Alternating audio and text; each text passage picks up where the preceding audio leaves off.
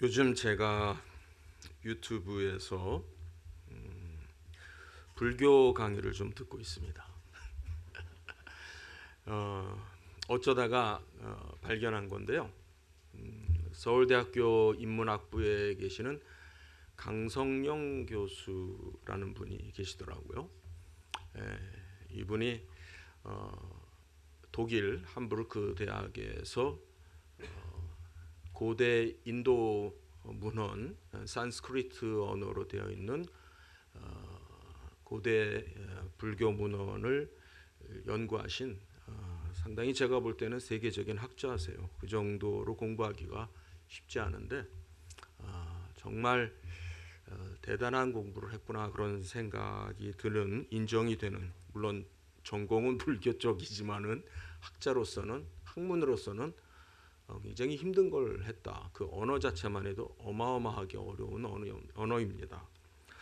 근데 이분이 고대 불교를 강의를 하면서 어떤 말을 자주 하냐면은, 여러분이 알고 계신 불교가 불교가 아닙니다, 그런 말을 자주 해요. 지금 보는 대부분의 사람들이 불교도들이겠죠. 그런데 뭐라고 그러냐면은, 여러분들이 알고 있는 불교가 불교가 아닙니다. 사실 저도 우리 교회에 속한 신학자로서 학교에서 가르치는 것이 저의 주된 사역입니다. 그래서 늘 제 마음에는, 제 생각 속에서는 과연 우리 한국교회가, 좁혀서 말하면 우리 대한예수교 장로회 합동교단, 지금 만여 교가 넘는 이 교회가 제대로 가고 있나 하는 그러한 생각을, 무거운 어떠한 그런 그 질문을 종종 합니다. 때로는 이런 생각도 합니다. 지금 우리가 이렇게 모여서 예배를 드리고 있는데 이게 원래 교회의 모습 맞나, 이런 생각을 해요. 단적으로만 봐도요, 제 기억대 속에서 지금의 모습과 대략 한 4, 50년 전쯤의 교회의 모습을 비교해 봐도 분명히 차이가 있습니다. 옛날에 교회가 예배드리던 모습, 또 옛날에 교회가 강조하고 가르치던 내용들, 이런 것들과 지금 한국 교회가 분명히 다른 것을 저는 느낍니다. 그런 면에 있어서 지금 우리가 교회로서 기독교회가 고민하고 있는 큰 부분이 있죠. 그게 뭐냐면은 기독교 수가 감소한다는 거예요. 기독교 수가 감소한다는 겁니다. 기독교가 이 땅에 들어온 지가 불과 한 100년, 그렇죠? 불과 한 그 100년 기간 사이에 굉장히 부흥하고 성장을 하더니 또 어느 순간부터 지금 굉장히 지금 감소하고 있습니다. 기독교 언론 그 인터넷 매체들 찾아보시면은 제 얘기가 아니라 현재 기독교인으로 등록된 수를 한 800만이 좀 안 되게 보더라고요. 그리고 그 중에 교회에 출석하고 있는 수를 한 500만대로 봅니다. 그 말은 전체 인구의 10분의 1이라는 소리죠. 그러니까 기독교가 굉장히 줄고 있습니다. 왜 줄고 있을까요? 준다는 게 맞는 말일까요? 또 좀 더 다르게 말하면, 이게 지금 준다는 게 이게 말이 되는 겁니까? 우리는 복음의 능력을 믿고 있고 복음의 능력을 알고 살고 있기 때문에, 우리가 복음의 능력이라고 하는 것은 더 성장하고 또 기독교의 수가 더 많아져야 되는 건데 왜 이렇게 되는 걸까? 이런 생각을 하게 됩니다. 저는 요한복음 13장을 보면서 예수님의 그 무거우신 그 분부의 말씀을 좀 우리가 느낄 수 있다 이렇게 생각을 하게 됩니다. 13장에 들어와서 우리는 예수님께서 제자들의 발을 씻는 그 기록을 우리가 봤습니다.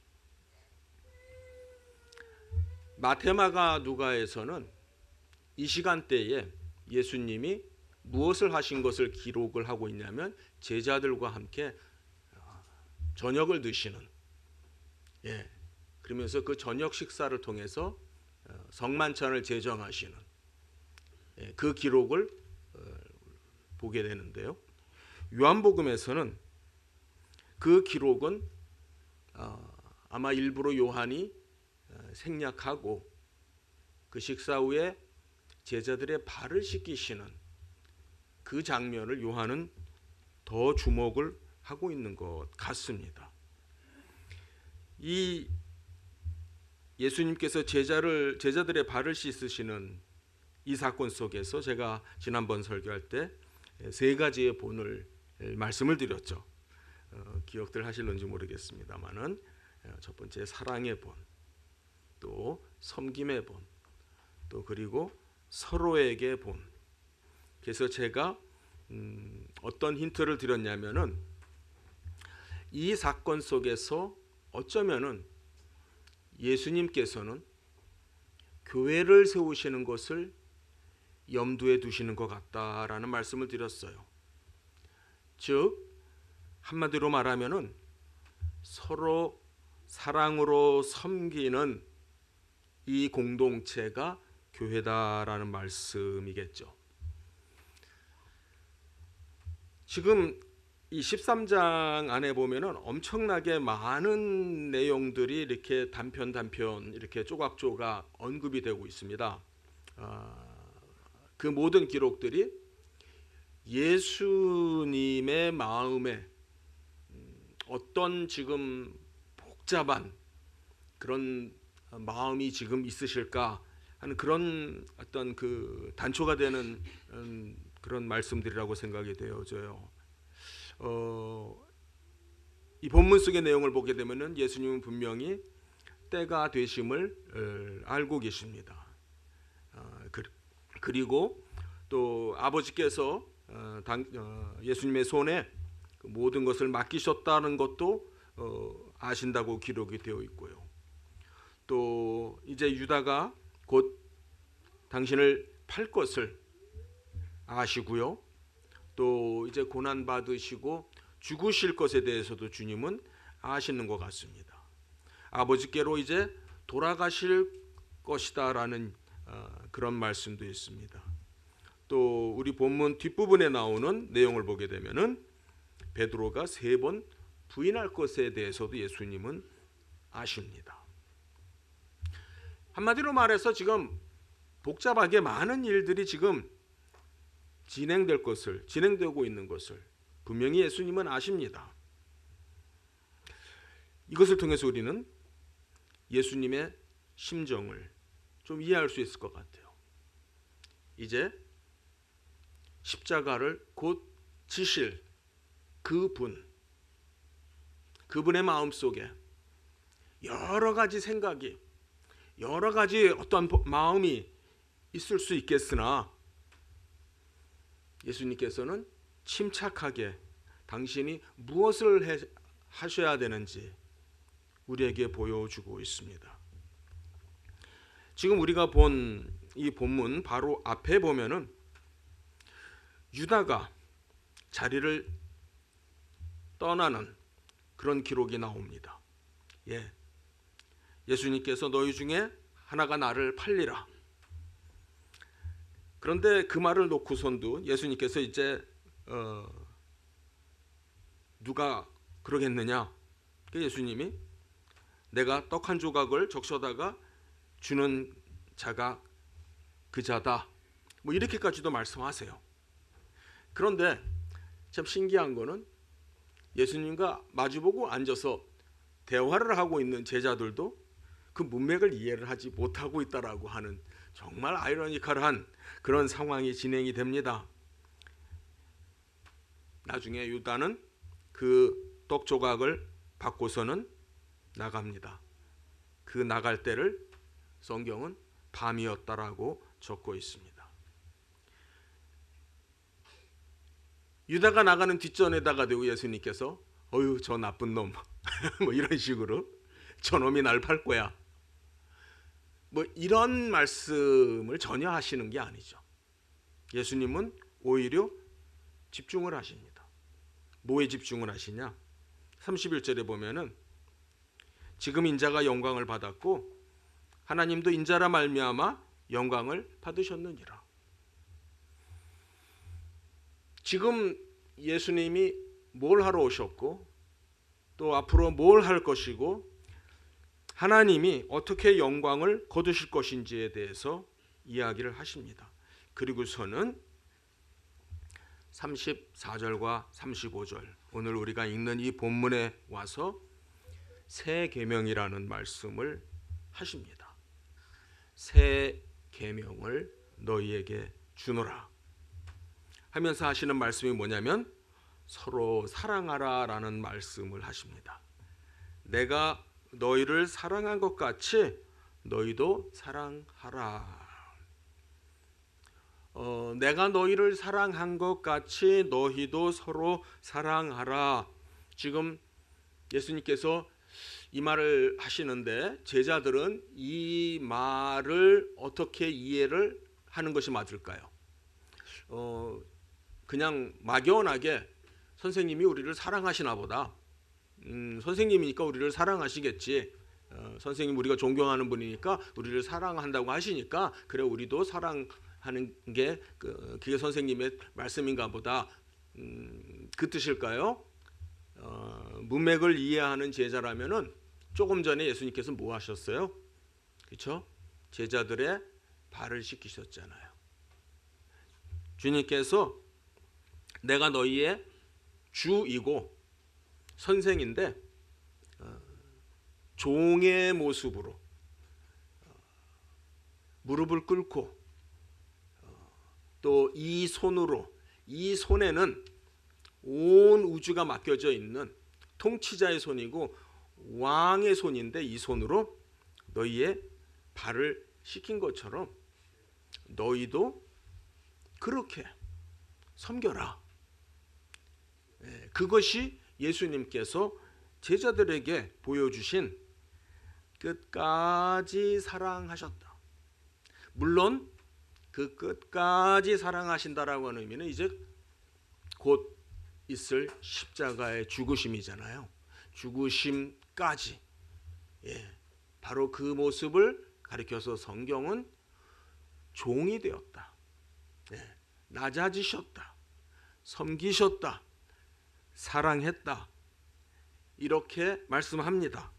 그러니까 분명히 우리가 34절을 읽으면서 서로 사랑해라.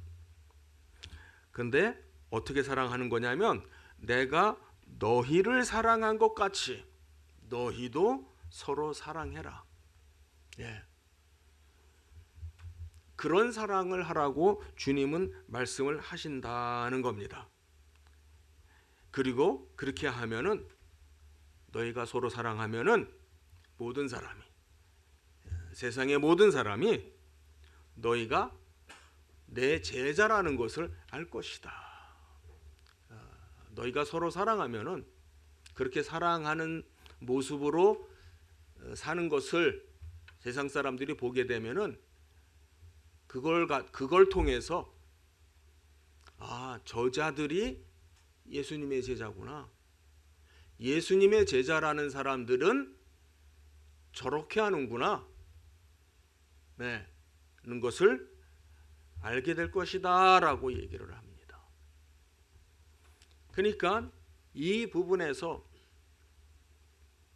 예수님은 지금 곧 십자가에 죽으실 것이고 지상의 사역을 마치시고 이제 곧 하늘로 돌아가실 거다. 아버지가 계신 곳으로 돌아가실 것이다. 당신이 없을 때에, 당신이 없지만은 그러나 그 제자들이 계속해서 나의 제자라고 하는 것을, 내가 이 교회 안에 있다라고 하는 것을 너희들이 서로 사랑하는 모습을 통해서 세상이 그거를 보고 알게 될 것이다. 그런 말씀을 하시는 거죠. 우리가 이와 관련해서 지금 예수님께서 서로 사랑하라 이런 계명을 주셨어요. 이런 표현은, 그러니까 서로 사랑하라 이 표현은 사실 요한복음에만 나오는 표현이고요. 또 나중에 요한이, 같은 저자 요한이 쓴 요한일서 2서에 보면은 서로 사랑하라 라고 하는 표현이 나와요. 그런데 오히려 마태, 마가, 누가에는 어떤 표현이 나오냐면은 우리가 잘 아는 대로 예수님께서 두 계명을 말씀을 해 주시죠. 주 너의 하나님을 사랑하라. 이게 이제 첫 번째 되는 계명이고, 그 다음에 둘째는 내 이웃을 내 자신과 같이 사랑하라. 그 말씀을 하셨단 말이에요. 이 두 계명이 온 성경의 총합이다.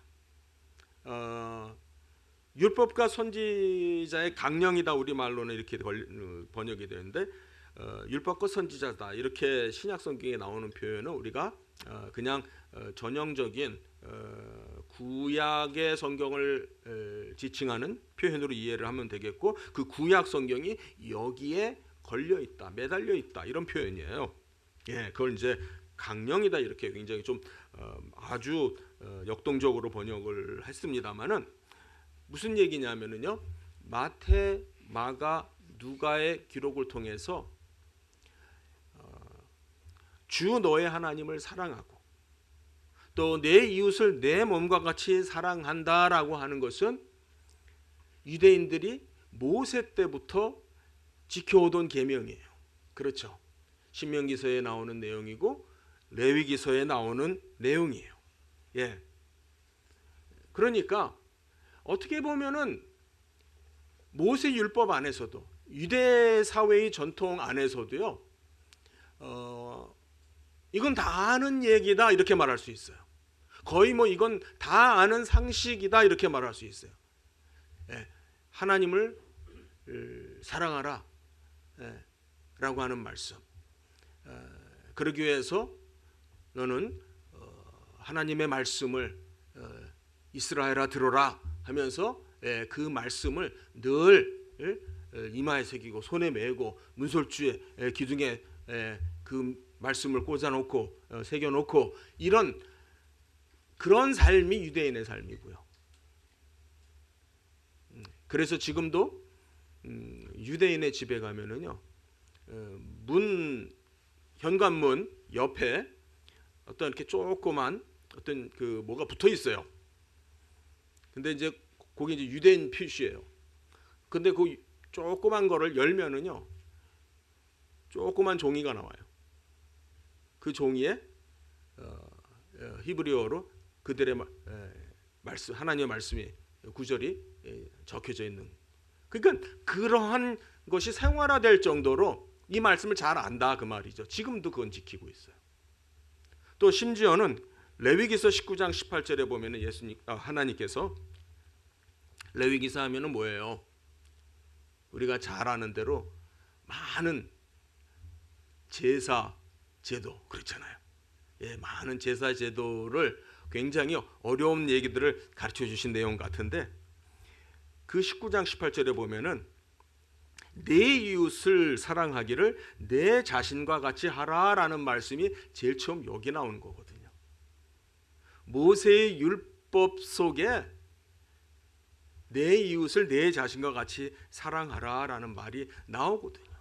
그러니까 여기에서 예수님께서 새 계명을 너희에게 준다라고 하는 이 새 계명의 뜻은요, 과거에 없었던 그런 계명을 주겠다는 것이 아니고 이제까지 있었던 그 계명을 정리하시는 거예요. 그러니까 정확하게 마태, 마가, 누가는 유대인들이 익히 잘 알고 있는 그 계명 또는 그 계명의 전통 또는 그 계명을 실천해 오던 그 역사, 그거에 대해서 그걸 지금 기본적으로 인정하면서, 그런데 같은 내용인 것 같은데 내 이웃을 서로 사랑하라, 내 이웃을 내 자신과 같이 사랑하라 라고 하는 말이 요한복음에서는 어떻게 바뀌냐면은 서로 사랑하라 라는 말로 바뀌어요.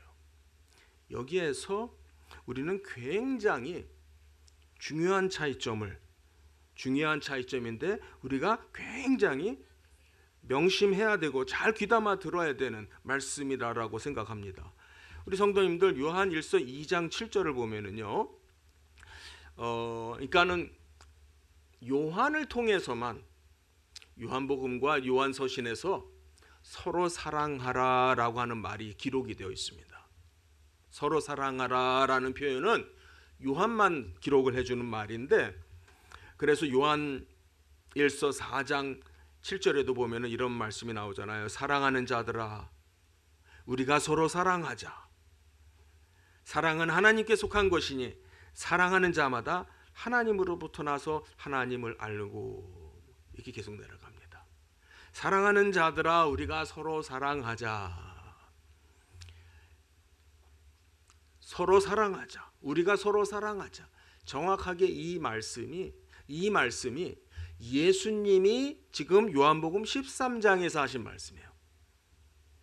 그러니까는 요한은 이 6월절 사건이 있었던 그 시점에서 대략 한 60년 가까운 그 세월이 지난 다음에 이것을 기록을 하면서, 이것을 그때 기록을 하면서 이 내용 가운데 어떤 것을, 이 사건 가운데 본인도 그 자리에 있었고 그 자리에 있었다라고 하는 것을 우리는 어떻게 알 수 있냐면은 23절에 보면은 그가 사랑하시는 자가 예수의 품에 의지하여 누웠다. 제자 중에 하나 곧, 이렇게 그 제자 중에 하나, 그 요한 자신을, 요한은 자기 이름을 안 밝히고 예수님이 사랑하는 자 이렇게 부르는 습관이 있거든요.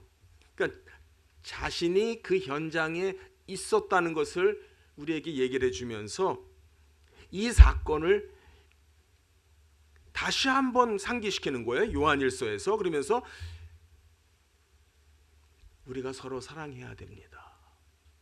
그런데 그 4장 말고 2장 7절 8절에 보면은요, 요한일서 2장 7절 8절에 보면은 이런 말을 해요. 사랑하는 자들아, 내가 새 계명을 너희에게 쓰는 것이 아니다.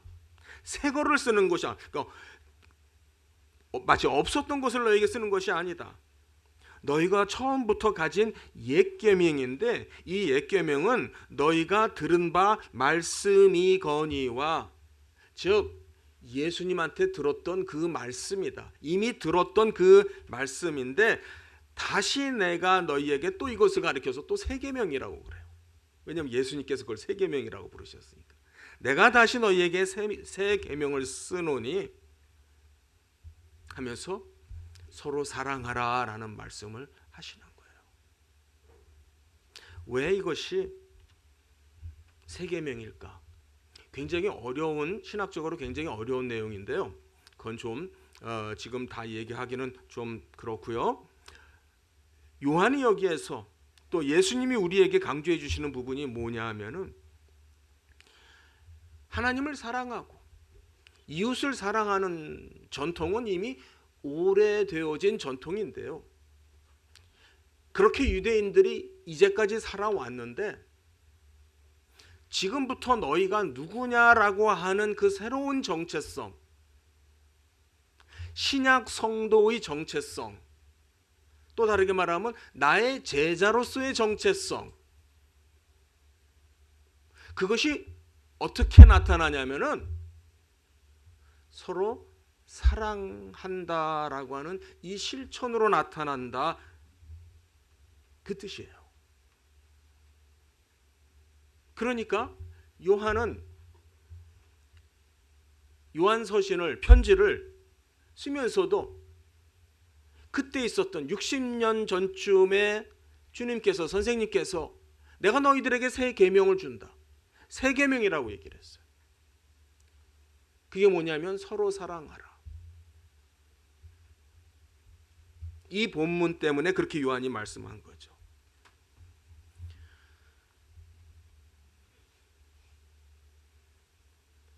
예수님은 새롭게 만들어지는, 새롭게 태어나는 교회를 생각하고 계시는 거예요. 그 교회가 태어나는데 그 교회가 어떻게 태어나느냐? 마테마가 누가에서는 주는 그리스도시요 살아계신 하나님의 아들입니다 라고 하는 이 신앙 고백 위에 교회가 세워질 것이다. 내가 그 고백 위에 나를 주로, 그리스도로, 하나님의 아들로 고백하는 그 자들이 교회가 될 것이다. 그런 말씀을 하신 거에 반해서 이 요한복음에서는 너희가 서로 사랑하면은 세상이 너희를 교회로 알리라, 그 말을 하는 거예요. 미국 최근, 아주 최근은 아닙니다만은 60년대 역사에 흑인 목사님 한 분이 계셨어요. 미국 사람 하면은 다 아는 목사님이에요. 마틴 루터 킹 주니어라고 하는 흑인 목사님이 그 당시만 해도 굉장히 미국 사회에 흑인에 대한 인종차별이 엄청 심했습니다. 아무리 훌륭하고 아무리 정말 뭐 대단한, 심지어는 뭐 올림픽에 나가서 금메달을 타고 돌아와도 그 사람을 위해서 저녁 이 대접을 하는데, 그래서 이 사람이 잘 차려입고 그 식당으로 가는데 식당 앞에서 자기가 주인공이에요. 그런데 식당 정문을 지키는 거기 일하는 직원이 글로 못 들어간다고 그럽니다. 나 오늘 여기에 축하받으러, 나 때문에 오늘 사람들이 모여서 축하 행사를 한다. 뒤로 가라고. 아랑곳 없이 뒤로 가라고. 이 사람은 체념을 하고 뒤로 직원들이 쓰레기 내가는 조그만 문으로 해서 주방을 거쳐서 그렇게 해서 식당 안으로 들어가던 시절이 있었습니다. 이 사람이 쉽게 말하면 영웅이고 축하를 받는 주인공인데도 이 사람을 위한 행사 자리에서도 이 사람은 백인들이 들어가는 정문으로 출입을 못합니다. 흑인이기 때문에. 정말 억장이 무너지는, 정말 듣기만 해도 굉장히 기분 나쁜 그런 시절이, 역사가 있었습니다. 그것에 대해서 마틴 루터 킹 주니어 목사님이라고 하는 분이 흑인의 인권을 위해서 많이 외치고 그랬던 분이에요. 그분이 이런 말을 했습니다. 평화라고 하는 것은 전쟁이 없는 상태를 말하는 것이 아니고 정의가 임한 것을 말한다. Peace is not the absence of war, but the presence of justice. 그러니까 평화는 전쟁 안 하고 있는 게 평화가 아니고 정의가 그 땅 위에 임하는 것이 평화다. 인종차별은 정의가 아니죠. 인종차별을 한다는 건 뭐예요? 그 사회가 서로 사랑하지 않는 걸 말하죠. 서로 사랑하지 않는 것이 바로 정의가 없는 사회인 거예요. 이웃을 사랑하지 않는 그 사회가 바로 정의가 없는 사회이고 평화가 없는 사회다라고 마틴 루터 킹 주니어 목사님은 말을 했어요. 서로 사랑하라. 이것은 이웃끼리 잘 살라, 잘 지내라, 그 뜻이 아니고요. 내가 너희에게 종이 된 것처럼 내가 일부러 수건으로 허리에 동이고 대야에 물을 떠가지고 와서 이 왕의 손으로 너희의 더러운 발을 씻긴 것처럼, 더 나아가서 내일이면은 내가 너희들의 죄를 위해서 십자가에 달려 죽으시는 그 일을 통해서 끝까지 너희를 사랑한 그 모습을 내가 보이는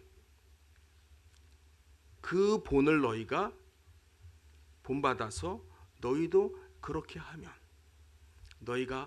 하면 세상이 너희를 알아볼 것이다. 세상이 너희를 통해서 나를 알아볼 것이다. 예수님은 그 자신이 더 이상 제자들과 같이 하지 않는다라고 하는 것을 생각하시면서 무겁게 이 말씀을 하십니다. 33절에 보면은 우리 번역에는 조금 좀 어색한 번역입니다. 우리가 쓰지 않는 말이 나옵니다. 작은 자들아. 차라리 옛날 성경은 소자들아, 한자어로 소자들아. 예, 이 말은 영어로 하면 children, 아이들아, 자녀들아. 여러분, 예수님이 제자들을 그렇게 부른 적이 없어요. 소자들아 또는 자녀들아. 지극히 사랑하는 마음도 느껴지고요. 또 굉장히 무거운 어떠한 그 간절함의 마음도 느껴진다고 생각이 되어집니다. 제자들을 처음 여기에서 자녀들아, 어린 자들아 이렇게 친근하게 부르십니다. 그러면서 그 간절함 속에서 우리에게 주시는 말씀이, 제자들에게 주시는 말씀이 서로 사랑하라. 여기에서 서로는요, 정확하게 말하면 그 밖에 있는 이웃을 가리키는 게 아니에요. 마태, 마가, 누가에서는 이미 그 모세 시대 때부터 여러분들이 여러분의 이웃만 사랑하지 말고 여러분과 함께 거하는 그 거류민들, 나그네들도 사랑하세요. 너희들도 한때 나그네였습니다. 그렇죠?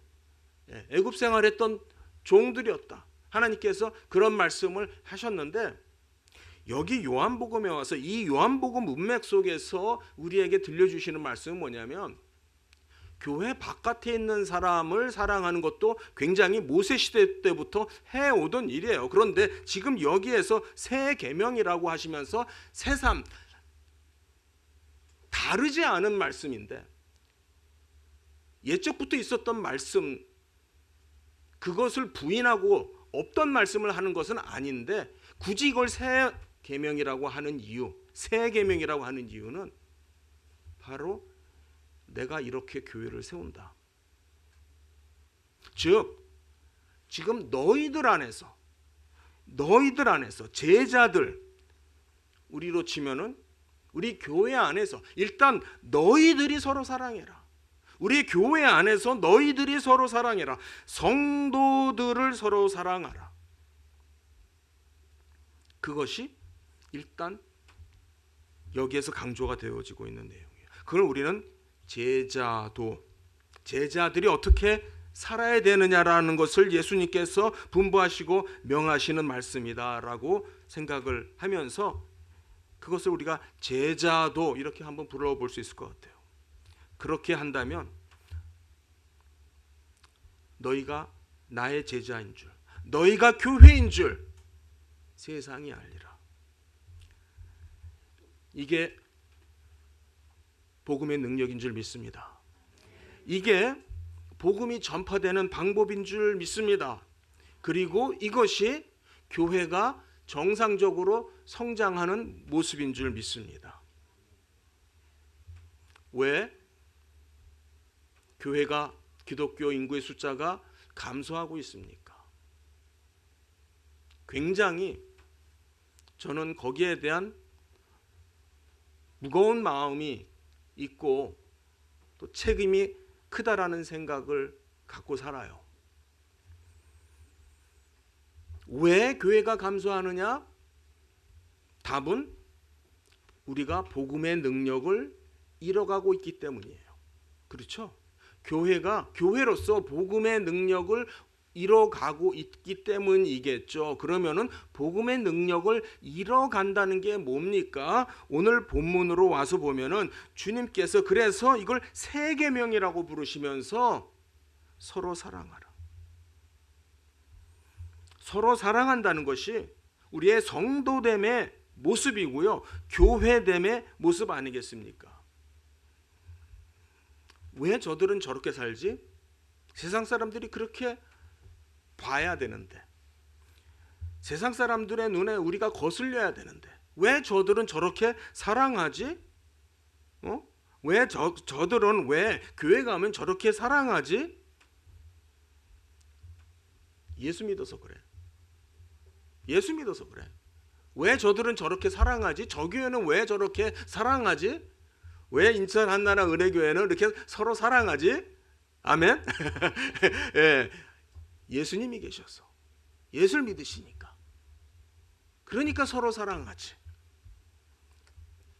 바로 세상 사람들이 볼 때 그게 보인다는 거예요. 예수님은 세상 사람들이 그걸 보고 너희가 내 제자인 줄 알게, 너희가 나의 교회인 줄 알게 될 것이다. 지금 주님이 그 말씀을 해주시는 것이죠. 우리 사랑하는 성도님들, 우리가 북한에 선교를 하고 북녘 땅에 복음을 가지고 복음을 집어넣으려고 해도요, 우리가 능력이 있어야 돼요. 그렇죠? 우리가 복음의 능력으로 살아야 합니다. 네, 우리가 복음의 능력으로 살아야 돼요. 예수님은 그 복음의 능력을 여기에서 뭐라고 말씀하셨냐면, 내가 너희에게 새 계명을 준다. 다시 말해서 새로운 정체성을 준다. 새로운 정체성을 준다.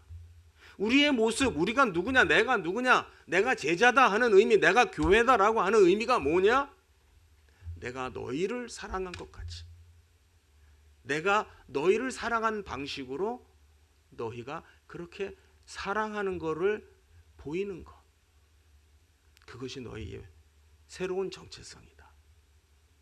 이것을 오늘도 우리가 가슴에 새기면서 우리에게 잘하고 있습니다. 잘하고 있습니다. 사랑이 넘치는 교회이고요, 섬기는 교회이고, 우리 교회 참 아름다운 교회입니다.